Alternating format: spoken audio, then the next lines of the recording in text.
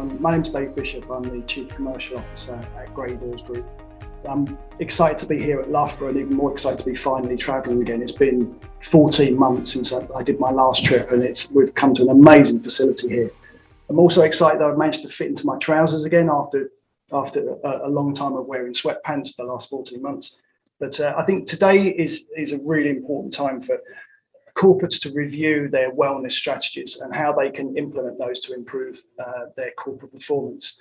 There's been, given the reset, it's really the perfect opportunity to review everything they do. And what we're going to do today with Andy is to look in more detail at those 5 modules and how they can impact and improve performance for our corporate customers. So firstly, let me introduce Andy Shepherd from Loughborough Sport. Morning, Andy. Can you explain your role and give us an overview of what your team does here at Loughborough? Yeah, absolutely. So my role is performance nutrition lead. I work across all of our internal teams. So we have 13 performance programs ranging anywhere from the men's and women's football teams all the way through to our hockey programs. And that then extends into our lightning franchises, which we have netball, which is currently ongoing. And if you've seen the Super League, just past the halfway point. But we also have some new additions to that group with our cycling programs and also our wheelchair basketballs, which were announced over the last couple of weeks. And then we also work externally with other organisations and other athletes across the board. My role, it obviously says on the tin, I work with them to eat better and support their well-being through food, but it goes beyond that. We'll often work with other stakeholders in the environment, if it's parents, roommates, significant others as well, but also educating coaches and educating team staff, working around travel and one that often gets overlooked is the environment. So here on campus, we're really lucky. We have the Elite Athlete Centre, which has a great kitchen, but we also have all of our halls residents. We also have all our catering outlets, and we'll work to create an environment that kind of helps that nutrition environment. And food that they eat is therefore kind of presence and absence, we often call it, and it comes from quite a few different discussions across the board. But it's those gentle reminders and nudges to continue to eat without having the food police kind of hovering around. Brilliant. Can you tell us more about the correlation between elite sport and corporate performance and why that's important for our audience? Yeah, I think it's often easy to see them as 2 very separate things, but I think there are some really key similarities. Laura's already mentioned it today. I think the aim of success and inevitably the winning mentality is something that both environments share hugely. I think we also see a real passion for developing people. Whether that's in our sporting environment, the coaches and athletes themselves, or whether it's the backroom staff and moving things forward. And that's exactly the same scenario in business and in the corporate world. I think some of the differences is possibly the idea that our athletes will turn up with a purpose. They'll do what they need to do in the session, and then when it's done, they'll leave. And sometimes we lose sight of that. We often turn up to quite a few meetings that are scheduled for an hour and go the full hour, and we'll fill that 60 minutes regardless of what we kind of discuss. And I think there's bits there that can transfer across. Brilliant. Warm up is the first module in the Podium product, which talks about planning for success. Talk me through how you prepare an athlete for travelling. Yeah, so we look at the athlete as a holistic entity. We don't just see them as a performer on tracks, we look at them as a person. So we'll often take a zoomed out approach to travel. We'll look at the 7 days before. We often find a huge amount of illness and stress occurs around travel. So the 7 days leading in, we'll support their immune function through nutrition, well-being and sleep habits and things like that. We'll also work with them on how they go to the airport, often early starters. We want to get our athletes on the plane early so we get to destination early, which obviously disrupts things. The airport and travel environments are always risky. The food is often catered to people who are going on holiday and not to necessarily people who are going to do a job. And I think that's sometimes quite high risk. So we'll do lots of preparation around how to deal with that. And inevitably on the plane. So how do we get them in a position on the plane where they're comfortable, they're well, they're warm enough or they're cool enough, they've got the ability to sleep and nap if they need to or want to. And then obviously when you look at transatlantic flights or crossing more than 3 time zones, we'll create specific jet lag strategies that incorporate time of leaving and also particularly time of destination to affect their circadian rhythm a little bit less, so that when they get there, they can get on with the job at hand and excel at that. So maybe continuing to eat as they feed you on the plane is not the best strategy. Yeah, absolutely. Damn, I knew I was getting it wrong somewhere. So we've obviously been accustomed to working from home in the past year, and an element of working from home is kind of really here to stay. That's accepted. But can you give us your top tips for working from home to improve your performance? Yeah, working from home has become part and parcel of what we do at the moment. And I think there's going to probably be a hybrid as we go forward. And some of that is making sure we stay well at home. Talking to our physios, we've seen 80% of individuals across the last 12 months have experienced some sort of back pain. Having the ability to get up every 20 to 25 minutes and change position is going to have a huge impact on how you feel at the end of the day. And over a 5-day, 7-day week, it's going to make a big difference on how you finish Friday, which we often see and talk to our athletes about not surviving until Saturday, but making sure you excel all the way through. Also, what is it that you're trying to create? Every meeting seems to be a video meeting. Do you need to see each other's face? Can you incorporate some activity within that? The weather's getting better, so we often kind of work in that environment of trying to move some of our meetings offline to be a walking phone call or something like that that's a little ad hoc. We also try and make sure the environment is broken up, so not necessarily going 60 minutes into 60 minutes into 60 minutes as meetings. I think there's a few of the platforms now for video conferencing kind of prompt you to have a 55-minute meeting, to have a bit of a break, a bit of a downtime, go and get a new drink, kind of move around the house maybe and see some fresh air if the weather's nice. I think this has been a new one for me, not having a back to where I'm sitting today. So luckily the cameras weren't running where you would see me fall off. But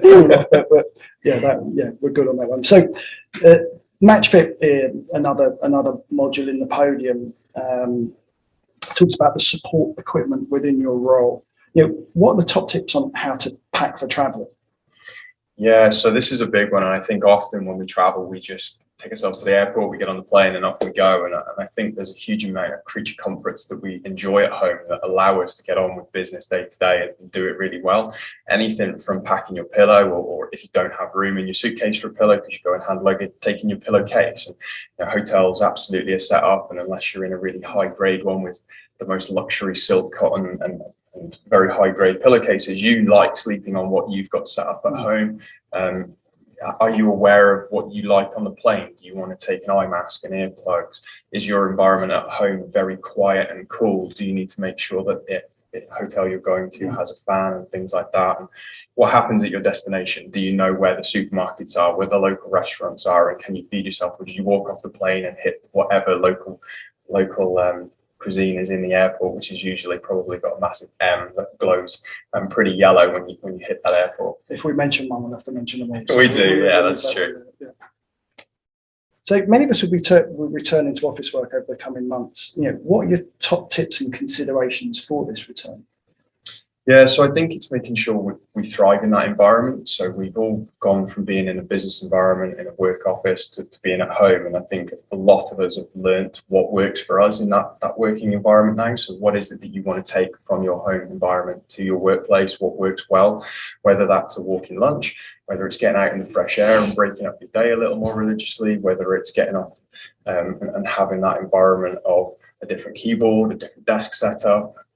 Is there something you need to pack and take with you from home? But also, what is it that you've enjoyed that's kind of behind the scenes? So have you enjoyed having home cooked food rather than having to scurry around and find whatever's in the outlet? And how do you do that? Whether it's meal prep, there's some fantastic options around for taking fresh food with you. There's lots of different options around meal delivery services and things like that you can double cook your evening meal and things like that beforehand. And often we do that with our athletes here where we prep for the week ahead. And I think the misnomer of it's got to be plain white rice with boring chicken is gone. And I certainly would definitely argue with that around a meal prep idea. It can be really easy, really fun, and save loads of time as well as keeping it enjoyable. So Matchfit, Matchfit is one of the modules where we talk about conditioning, specifically about hydration and diet. What are your top tips there? Yeah, so food is a big key player in this realm. And certainly if we go through the morning without eating anything, or midday we're having huge amounts of sugar, we get that kind of effect where we get that big sugar spike. We're really happy, we're really jolly, we move around quite a lot, we're quite excited, and about half an hour later we want to take a nap. Usually in school, with that kind of environment, is our 3 o'clock math lesson where we fall asleep. In business, the last thing we want to do is make our worst decisions at 3 p.m. When we're trying to succeed and excel in various different environments. But so we try and have mixed meal options. We try and incorporate carbs, color, and protein within that environment. We try and manage that.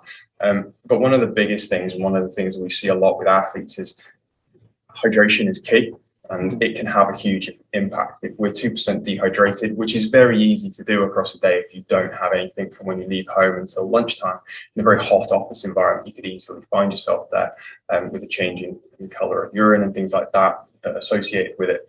We see a 10% drop in linear speed. So if you were cycling, like I know you're a big fan of your road bike, but if you were running into a headwind, you would feel that. And it's exactly the same thing in that environment with hydration. If we relate that to decision making and hand-to-eye coordination and visual cues, distraction and procrastination in the afternoon, and can we focus on one task and complete it, or are we doing what traditionally has been researched where we change tasks and flip between different screens every 6 minutes? And are we getting our work done in the afternoon? And just simply having a drink sounds very easy and very simple, but those environments are quite hard to do. But those are one of the big things that we would push, is having that sipping little and often, making sure fluid's available. And part of that is going to be knowing whether it's available in the new environment. Is the kitchen open? Is a good example of that.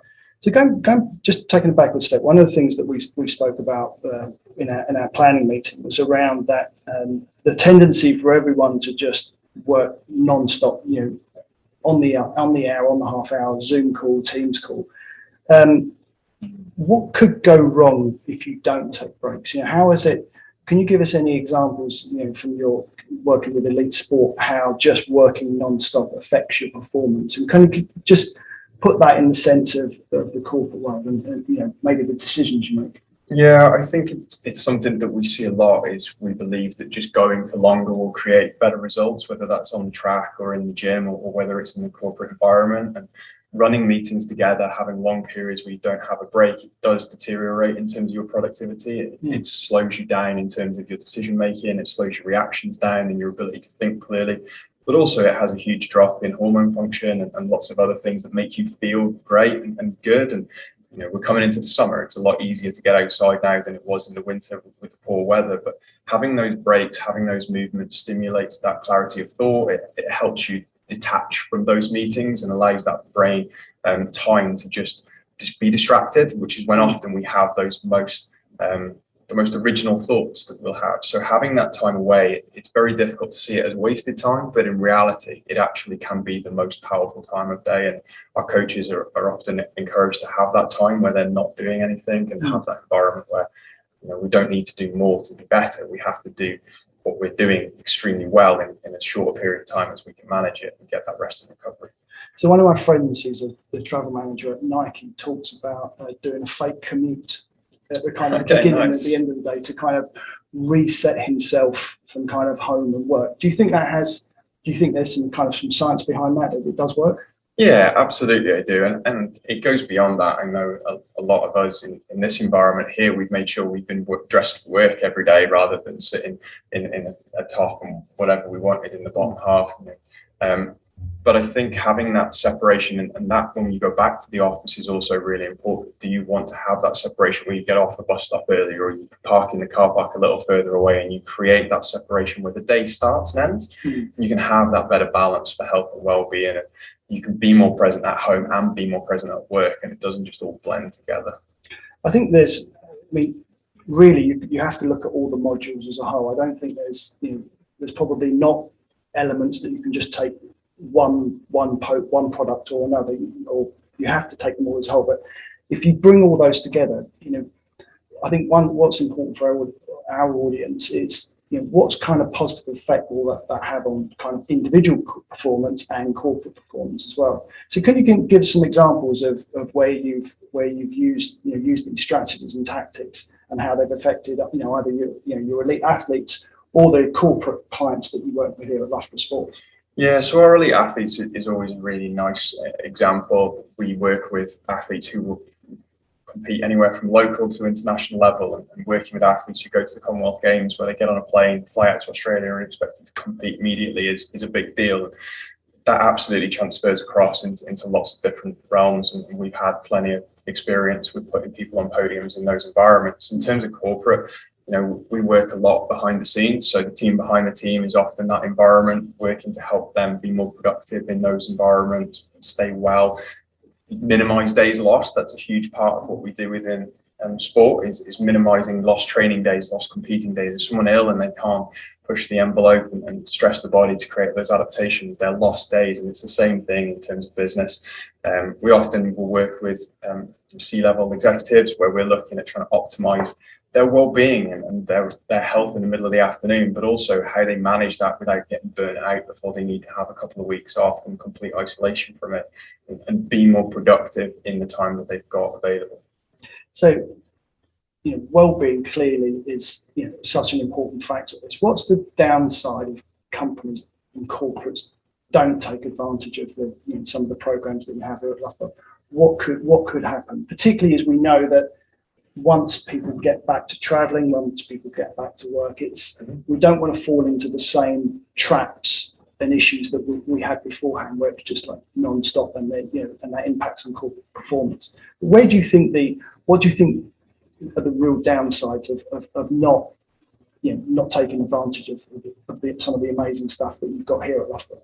Yeah, I think that ability to reflect and learn over the last 12 months has really helped us to refine what it is that's important to us as individuals. And when you look at what the benefits will be, it's a healthier workforce is the major aim and the overarching kind of piece of this. But it's making sure that you are able to be present at home and be well in you as an individual, so that when you go to work and you travel, you're not losing days due to illness. You're not getting off the plane at the other end feeling horrendously jet lagged and struggling through a meeting to then get back on another plane and go somewhere else. Or you're not going to do some very physical, very, very task heavy kind of pieces, feeling very lethargic and putting your health and well-being at risk. But you're also being very productive and you're helping the business move forward.